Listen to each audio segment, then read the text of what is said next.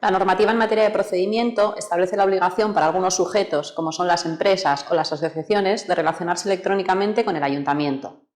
La ciudadanía en general puede optar por relacionarse presencialmente, acudiendo a cualquiera de las oficinas del Servicio de Atención Ciudadana Integral, citas en el ayuntamiento o en Gaztelubide, o ejercer su derecho, también reconocido por esta normativa, de relacionarse por medios electrónicos. Para todos los sujetos, el ayuntamiento ha puesto a vuestra disposición la sede electrónica.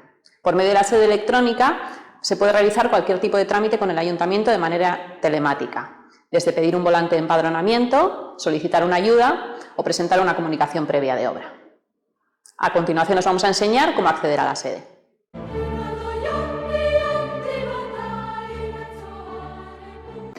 Necesitaremos disponer de un ordenador, conexión a Internet, Java. Las características las tenemos indicadas en el botón de ayuda que está en la sede, además de un lector y un certificado electrónico. Los certificados electrónicos más utilizados son el DNI electrónico y el certificado ISEMPE o la tarjeta ISEMPE ciudadano.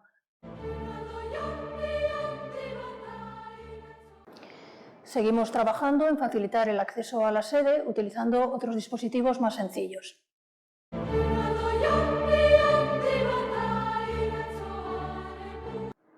Para acceder, vamos a Google y escribimos sede electrónica Leioa, o bien vamos a la web del Ayuntamiento de Leioa, que tiene un enlace directo con la sede electrónica. En el catálogo de trámites buscamos el trámite que queremos solicitar, por ejemplo, un volante de empadronamiento, nos identificamos, rellenamos los formularios y subimos los documentos que nos solicitan y por último firmamos. Esta acción se enmarca en el programa formativo del proyecto Leioa Hurbil. Este proyecto es el tractor del Ayuntamiento en materia de innovación, simplificación y modernización administrativa, que tiene como fin último poner a la ciudadanía en el centro de la gestión local.